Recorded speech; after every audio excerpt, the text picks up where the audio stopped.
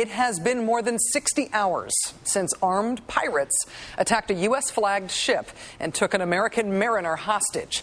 What started as a holy mackerel story is now an increasingly tense, riveting standoff between a small group of armed criminals and the United States Navy. Tonight, 4 Somali pirates continue to hold American Captain Richard Phillips of Vermont hostage on a small lifeboat. Phillips made one unsuccessful effort to escape from the pirates. He is back in their custody, and the pirates have issued ransom demands. There are 2 Navy destroyers on the scene right now. And tonight, the U.S. Navy says it is moving a 3rd warship into the same area. That would be the USS Boxer, an amphibious assault ship that carries a mobile hospital and some 24 helicopters and planes. Now, with the addition of the USS Boxer, the Navy will have lots and lots and lots of firepower trained on an isolated area of the open ocean about 300 miles off the coast of Somalia. Captain Phillips and the pirates remain on that small 28-foot semi-enclosed lifeboat.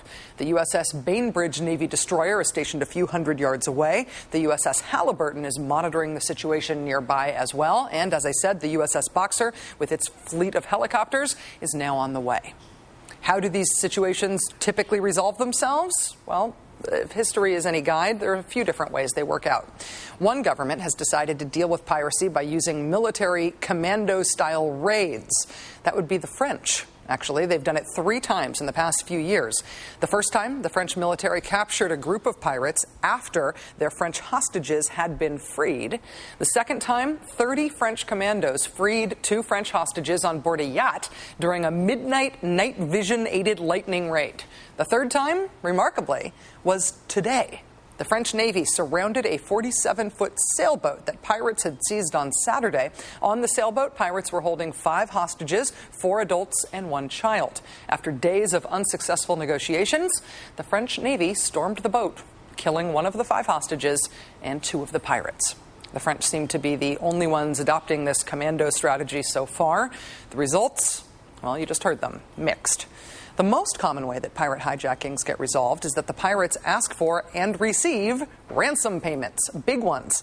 Incredibly, that also happened today. A Norwegian shipping company agreed to pay a group of Somali pirates $2.4 million in exchange for the release of their tanker and its 27-member crew.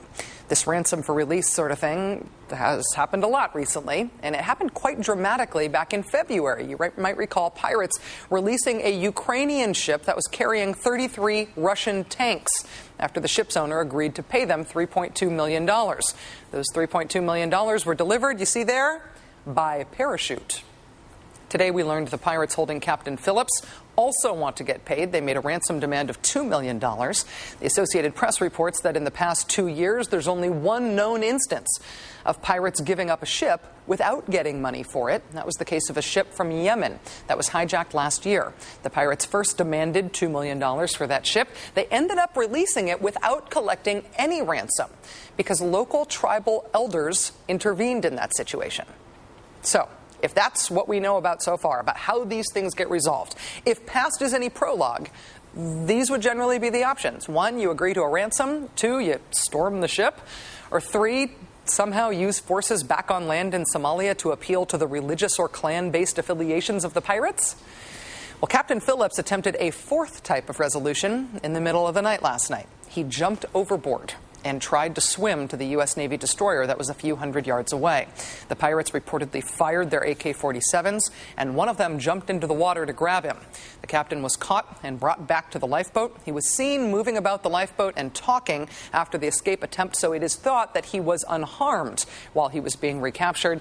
But there have been no radio or satellite phone discussions that we know of with the captain since then. Now there's word that the pirates have their own idea for a resolution to this crisis, and it is not a good one. They have told colleagues back on shore in Somalia that they have a plan, and their plan is to bring Captain Phillips to Somalia, to bring him ashore, to give themselves a better chance at escape when the ordeal is over, and to retain the chance of getting a ransom for Captain Phillips. In order to get Captain Phillips ashore, they, of course, will need backup.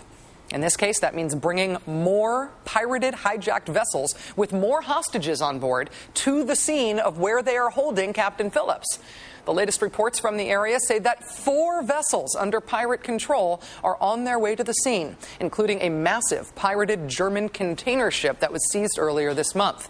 In addition to itself being a valuable ship and itself holding a number of foreign hostages, the German container ship is also now being described as a pirate mothership, a ship repurposed by the pirates to be a sort of home base on the open seas, hosting more pirate skiffs, and more weapons on board. As the pirates plot their strategy and try to muster strength in numbers, 3 massive armed U.S. Navy ships, 4 pirates, and 1 American hostage are all waiting. Day 3. Joining us now is Captain James Staples. He is a former classmate and friend of Captain Richard Phillips. He often sails the same waters we are discussing now off the east coast of Africa. Captain Staples, thank you so much for joining us tonight. Good evening, Rachel. I understand that you and Captain Phillips have had some of the same training about how to avert and cope with situations like this. How do you imagine that he's holding up right now? I'm sure that Richie's staying very strong and very positive through this whole incident. What kind of training have you had? Has that been through your union? Has that been through certification courses? What sort of training have you been through?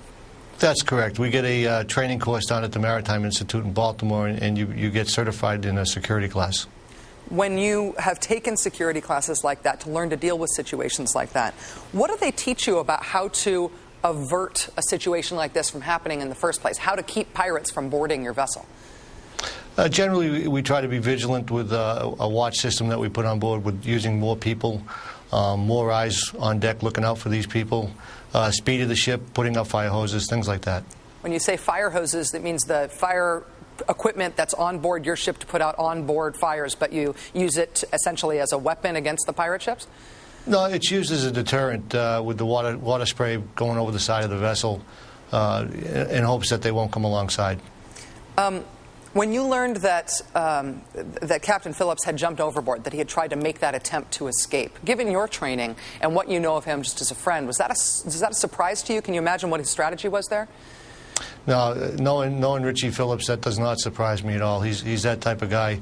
It just shows me that he's still being vigilant and strong, and he's thinking, and he hasn't surrendered himself to anybody, and he's not going to give up till he gets out of the situation safely. Do you know anything about what these lifeboats are like? We understand it's an enclosed lifeboat. It's about 28 feet long. It's initially stocked with about 10 days' worth of food and water. Can you imagine what the conditions might be like having been on that lifeboat now for this amount of time?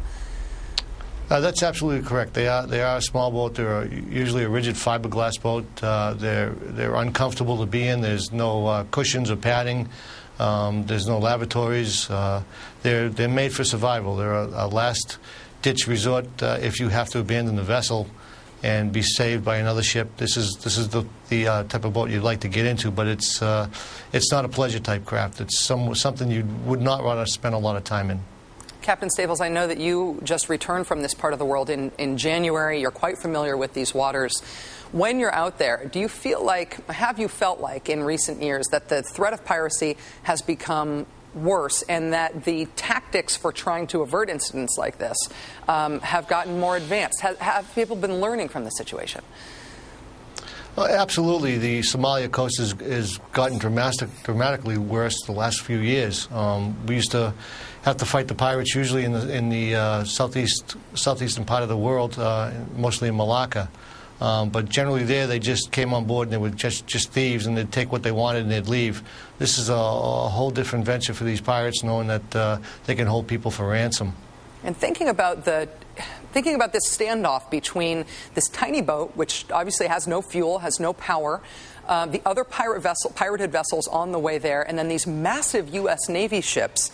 From what you understand about these seas, these areas, and what the Navy's capable of in these giant vessels, do you think that they'll be able to stop the pirates from getting Captain Phillips ashore? The prospect of him being brought on land in Somalia just seems incredibly scary.